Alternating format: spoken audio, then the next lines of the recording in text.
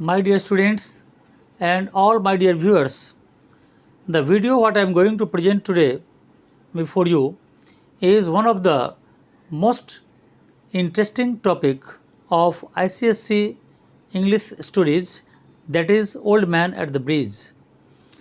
Old Man at the Bridge is written by Ernest Hemingway, an American writer.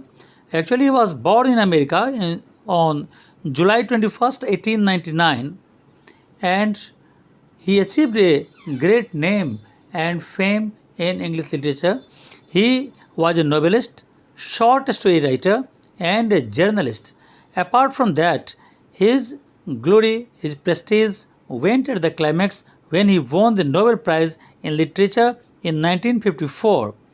He had published a large number of novels, at least 7 novels, 6 short stories, and 2 non-fiction works. Apart from that, after his death, a lot of stories were also published. So, Ernest Hemingway is a great name in English literature, especially as a story writer.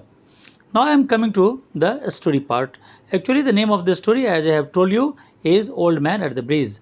Old Man at the Bridge is related to the conversation between the two persons only.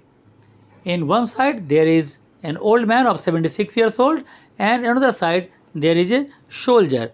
And the conversation goes on between these two persons. So, before starting this particular story, it is very essential to know the background of the story. What is the background of the story? What does, why? Actually, I want to say it is an anti-war story, and Ernest Hemingway has written most of his stories which is anti-war. So this story is also anti-war.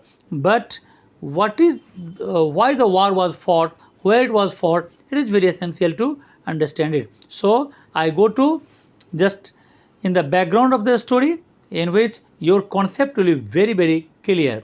Because if your concept is not clear to the story, it will be of no significance to go through it. That's why I am going through the background.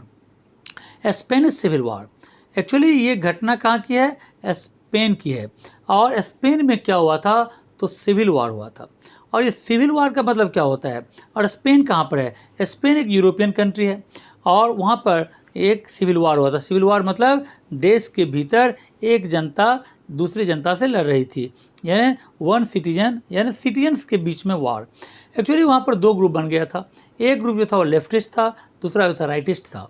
तो rightist जो group था वो fascist group था, यानी वो Mussolini के supporters थे, और उनका जो प्रिंसिपल था वो था मारना, पीटना, ज़बरदस्ती किसी को कैप्चर करना। तो वो लोग लेफ्टिस्ट विंग को क्या करते थे? यानी सप्रेस करते थे। इसीलिए दोनों ग्रुप के बीच में एक तरह से सिविल वॉर हो गया है। और ये जो यहाँ पर 2 कन्वर्सेशन जो हमने कहा, उसमें एक जो व्यक्ति है वो है ओल्ड मैन, और दूसरा जो है वो है सोल्जर। दोनों ही लेफ्टिस्ट विंग से बिलोंग करता है, और ये सोल्जर जितने भी लोग हैं इनको सुरक्षित, यानी एनिमी अटैक से बचाकर दूसरी जगह पर शिफ्ट करता है। तो ये इसका बैकग्राउंड है। तो हम लोग देखते हैं, यहाँ पर स्टोरी के पार्ट में आते हैं और स्टोरी क्या कहता है इसके लाइन को देखते हैं। तो सबसे पहले यहाँ पर यह बात समझ लेना है कि old man at the bridge जो इसका नाम है, इसमें ओल्ड मैन, स्टोरी में तो एक ओल्ड मैन है, लेकिन ऑथर का मानना है कि ओल्ड मैन जो है वो पूरे ह्यूमन रेस को ये क्या करता है? रिप्रेजेंट करता है। और जो जितने भी इसमें एनिमल्स आएंगे वो अपने अपने एनिमल्स को रिप्रेजेंट करते हैं। तो चलते हैं इसके लाइन के ऊपर। लाइन क्या कहता है? लाइन कहता है, an old man with steel rimmed spectacles and very dusty cloth sat by the side of the road. Road के किनारे एक बूढ़ा आदमी स्टील का चश्मा पहना हुआ, पुराना चश्मा पहना हुआ, एकदम डस्टी क्लॉथ, धूल से सना हुआ उसका जो कपड़ा था वो पहना हुआ रोड के किनारे बैठा हुआ था। कहाँ पर? पैंटून ब्रिज के नीचे। ये जो पॉन्टून ब्रिज था, पॉन्टून ब्रिज रिवर के इस पार से उस पार था, जहाँ पर से cart, trucks, main, women, children सभी लोग क्या करते थे, क्रॉस करके उस पार चले जा रहे थे। पॉन्टून ब्रिज क्या होता है, एक टेम्प्रोरी ब्रिज होता है जो इस पार से उस पार लोगों को ले जाने में मदद करता था, एक फ्लोटिंग ब्रिज होता है। So the mule drawn carts staggered up the steep bank. और जो कार्ट्स होते थे, जो गाड़ियाँ होती थी, तो म्यूल ड्रॉन मतलब जो म्यूल होता था, जिसको हम लोग खच्चर कहते हैं, तो वो म्यूल ड्रॉन जो है, म्यूल उसको ड्रॉन यानी खींचती थी और उसको किनारे तक ले जाती थी और वहाँ से लोग उस ब्रिज को पर क्रॉस करके दूसरी तरफ चले जाते थे। The trucks ground up and away heading out of it. और उस तरफ एक ट्रक रहती थी जो उन किसानों को ले करके वहाँ से दूर चला जाता था। But the old man set, तो ये कहानी थी, यानी ये सोल्जर वहाँ पर था, इन लोगों को बचाता था और ये लोग यहाँ देश छोड़कर, स्पेन के गाँव को छोड़कर जा रहे थे। लेकिन ये ओल्ड मैन जिसकी कहानी हमने स्टार्ट किया था, ये ओल्ड मैन क्या करता है, तो वो आकर वहाँ पर पॉन्टून ब्रिज के बगल में रोड के साइड में आकर बैठा हुआ था, विदाउट मूविंग। वहाँ से उसका कोई मूवमेंट नहीं था, क्योंकि मूवमेंट नहीं होने का कारण ये था कि actually he was too tired to go any further.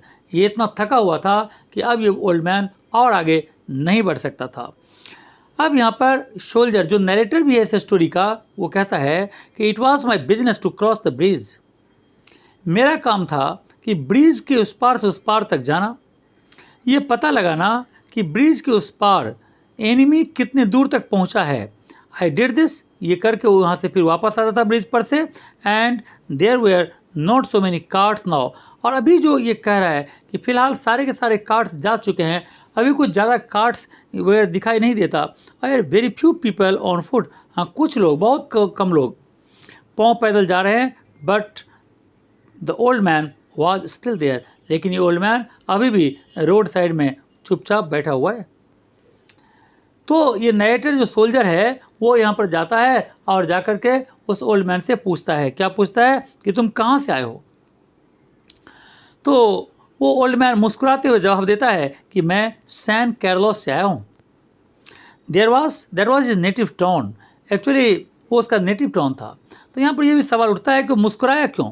जब उसे पूछा गया कि तुम कहाँ से आए हो, तो जरा मुस्कुराया, क्योंकि उसने अपने नेटिव प्लेस सैन कार्लोस का जो जवान पर लाया, नेटिव प्लेस का नाम, इसके कारण उसे मन में खुशी हुई अपने नेटिव प्लेस का नाम अपने जवान पर लाकर, इसीलिए वो स्माइल करते हुए जवाब दिया था।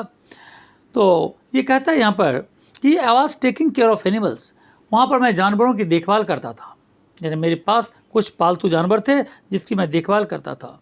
तो ये कहता है जो इसका नरेटर है, oh I said not quite understanding. वैसे पूरी क्लियरली तो ये समझ नहीं सका कि ये बूढ़ा आदमी क्या बोल रहा है, लेकिन फिर भी उसकी हाँ में हाँ मिलाने के लिए उसने कह दिया, हाँ ठीक है, yes he said I stayed you see taking care of animals. तो बूढ़ा आदमी फिर कहता है उस सोल्जर से कि हाँ मैं वहाँ पर जानवरों की देखभाल करता था। I was the last one to leave the town of San Carlos, और सैन कार्लोस टाउन को छोड़ने वाला मैं आखिरी व्यक्ति था, सब उस शहर को छोड़कर चले गए थे। उसने ये भी कहा कि ही डिड नॉट, एक्चुअली ये नरेटर कहता है कि ये व्यक्ति न तो कोई शेफर्ड की तरह लगता था, शेफर्ड जैसा वेशभूषा नहीं था, न कोई हर्ड्समैन, न कोई चरवाहा था। And looked at his black dusty, और इसके कपड़े जो थे वो ब्लैक थे और धूल से भरे हुए थे, और इसका जो फेस था वो कैसा था, ग्रे डस्टी फेस, यानी धूल से सना हुआ इसका जो फेस था। And is still rimmed spectacles, और ये चश्मा पहना हुआ था, स्टील का चश्मा। व्हाट एनिमल्स वेर दे। फिर नरेटर पूछता है उस बूढ़े आदमी से कि कौन कौन से जानवर थे। तो ये जवाब देता है बहुत सारे जानवर थे। And so he said I had to leave them, लेकिन मेरी मजबूरी ये थी कि मुझे उन सब को छोड़कर वहाँ से आना पड़ा। एक गिल्टी फीलिंग लग रहा है ओल्ड मैन के दिमाग में चल रहा है कि मैं अपना जान बचाने के लिए भाग गया, लेकिन मैंने उन बेजुबान जानवर को वहीं पर छोड़ दिया। अब नरेटर कहता है, I was watching the breeze and the African-looking country of the Ebro Delta and wondering how long now it would be before he would see the enemy. ये जो नरेटर है वो वहाँ पर देख रहा है दूर African looking country of the Ebro delta. Ebro river का नाम है, तो रिवर एब्रो का जो डेल्टा था उसकी तरफ वो देख रहा है और दूर तक की कहाँ तक एनिमी पहुँचा होगा। And listening all the while for the first noise and would signal that ever mysterious event called contact and the old man still sat there. और सोच रहा है कि जैसे ही उसे कुछ दिखाई देगा तो वो क्या करेगा, जैसे वो यानी यहाँ पर लोगों को सतर्क करेगा, सावधान करेगा, उसे बचाएगा। तो फिर ये पूछता है व्हाट एनिमल्स वेर दे। तुमने कहा कि बहुत सारे जानवर थे, तो कौन कौन से जानवर थे? तो बूढ़ा आदमी कहता है कि 3 जानवर थे, जिसमें 2 गोट्स थी, 2 बकरियां, 1 बिल्ली, and there were 4 pairs of pigeons, और 4 पेयर्स ऑफ पिजियंस था, यानी कबूतर 4 जोड़ा। यू हैव टू, और मैंने कहा, या नरेटर कहता है यहाँ पर कि मैंने कहा कि you have to leave them, और तुमको वो छोड़ना पड़ा। तो बूढ़ा आदमी कहता है यस, हाँ छोड़ना पड़ा, because of the artillery. Artillery का हैवी गन के डर से, यानी हैवी अटैक के डर से, हैवी जो आर्टिलरी अटैक होने वाला था उसके डर से। The captain told me to go because of the artillery. क्योंकि कैप्टन ने मुझे कहा कि आर्टिलरी अटैक होने वाला है शहर पर, इसलिए तुम जगह छोड़कर, शहर छोड़कर चले जाओ। फिर नरेटर पूछता है इसको and you have no family, क्या तुम्हारा अपना कोई परिवार नहीं है? तो ये कहते नहीं, ओनली द एनिमल्स, मेरा परिवार कौन सा है, मेरा अपना कोई परिवार नहीं है, ये जानवर ही मेरा परिवार है। The cat of course will be all right, मुझे कैट की कोई चिंता नहीं, कैट बिल्कुल अपनी सुरक्षा अपने आप जानती है, वो कर लेगी। A cat can look out for itself, but I cannot think what will become of the others. लेकिन मेरे 2 जो और जानवर हैं, जिसमें 4 जोड़ा कबूतर और जो 2 बकरियां हैं, उसका क्या होगा, इसके लिए मैं चिंतित हूँ, ऐसा ओल्ड मैन कहता है। फिर नरेटर पूछता है कि ये बताओ कि व्हाट पॉलिटिक्स हैव यू, मतलब तुम किस ग्रुप को सपोर्ट करते हो? ये 2 ग्रुप हमने कहा, लेफ्टिस्ट और राइटिस्ट, इसमें तुम किस ग्रुप को सपोर्ट करते हो? तो इस पर ये बूढ़ा आदमी कहता है आई एम विदाउट पॉलिटिक्स, मुझे पॉलिटिक्स से क्या लेना देना। यहाँ पर अर्नेस्ट हेमिंग्वे ये भी कहना चाहता है कि एक कॉमन आदमी को पॉलिटिक्स से कोई लेना देना नहीं है, क्योंकि ओल्ड मैन जो है वो कॉमन आदमी को रिप्रेजेंट कर रहा है। आई एम 26 ईयर्स ओल्ड, ये कहता है मेरी उम्र 76 ईयर्स है और मैं 12 किलोमीटर चलकर यहाँ पर आया हूँ, एंड आई थिंक, और मुझे लगता है कि मैं अब यहाँ से और आगे नहीं जा सकता। This is not a good place to stop. इस पर पुलिस कहता है कि ये सोल्जर वो कहता है कि ये जगह ठीक से यानी रुकने के लिए सुरक्षित नहीं है। If you can make it there are trucks up and road there it forks for और टॉर्टोसा, और अगर तुम थोड़ा सा और मेहनत करोगे तो वहाँ पर जो ट्रक है वो सब जा रही है, टॉर्टोसा जा रही है, तुम जाना चाहते हो जा सकते हो। तो ये कहता है ओल्ड मैन नहीं नहीं, I will wait a while, मैं थोड़ा देर और यहीं पर इंतज़ार करूँगा, एंड उसके बाद मैं यहाँ से जाऊँगा। सो ये बताओ कि ये ट्रक्स कहाँ जाता है? तो नरेटर कहता है इसको कि ये ट्रक्स बार्सिलोना जाता है। तो फिर एक बूढ़ा आदमी कहता है I know no one in that direction, उस रास्ते में मेरा जान पहचान वाला कोई भी व्यक्ति नहीं है। But thank you for this, लेकिन तुम्हें थैंक यू इस बात के लिए, क्योंकि तुमने आखिर मेरी सुरक्षा के बारे में सोचा। So thank you again very much. तो उसको ये बूढ़ा आदमी जो है नरेटर को थैंक्स देता है उसके कॉन्सर्न के लिए। फिर वो कहता है इसके बाद ही लुक्ड एट मी, नरेटर कहता है कि बूढ़ा आदमी मेरी तरफ देखा blankly, tiredly, and then said having to share his worry with someone, फिर अपने वरी को दूसरे से शेयर करते हुए कहता है the cat will be all right, बिल्ली तो अपनी जान बचा लेगी, I am sure, and there is no need to be unquiet, और इसके लिए परेशान होने की कोई ज़रूरत नहीं है। बट द अदर्स, लेकिन बाकी जो 2 जानवर हैं, 2 तरह के जानवर, उनके लिए मुझे चिंता है। Now what do you think about the others, अब वो पूछता है नरेटर से कि तुम्हारा क्या ख्याल है इस दोनों जानवर के बारे में? Why they will be probably come through it all right, तो ये कहता है कि हाँ वो दोनों भी अपनी जान बचा लेंगे, तुम्हें चिंता नहीं करनी है। यू थिंक सो, तो वो ओल्ड मैन पूछता है उसको क्या तुम ऐसा सोचते हो? तो नरेटर कहता है वाई नॉट, क्यों ना सोचूं। सिर्फ watching the far blank fair now there were no cards, दूर की तरफ देखता है कोई कार्ड्स दिखाई नहीं देता, कहता है क्यों ना सोचूं, वो जानवर भी अपनी जान बचा लेंगे। But what will they do under the artillery when I was told to leave because of the artillery, लेकिन ये ओल्ड मैन कहता है कि वो जब आर्टिलरी अटैक होगा तो मुझे तो कहा गया कि ये जगह छोड़ देने के लिए, तो मैं तो छोड़ दिया, लेकिन वो बेजुबान जानवर वो अपनी जान आर्टिलरी से कैसे बचा पाएंगे? तो ये नरेटर पूछता है did you leave the dog cage unlocked, क्या तुमने डॉग के उस केज को अनलॉक कर दिया है? यहाँ पर डॉग से मतलब है पिजियंस का, तो क्या तुमने इसके केज को अनलॉक कर दिया है? यस, मैंने कर दिया है। तो जो नाइटर कहता है देन दे विल फ्लाई, तो फिर अगर तुमने उसके पिंजरे को खोल दिया है तो कबूतर तो उड़ जाएगा। Yes certainly they will fly, हाँ वो उड़ जाएगा, लेकिन others it is better not to think about the others, is said. और बच गया तब कौन? तीसरा गोट्स यानी बकरियाँ, उसके बारे में सोचने की कोई ज़रूरत नहीं है। तो फिर ये नाइटर कहता है if you are rested I would go I urge, अगर तुमने रेस्ट कर लिया हो तो अब तुम जा सकते हो, उठो and try to walk now, और थोड़ा सा वॉकिंग करने की कोशिश करो।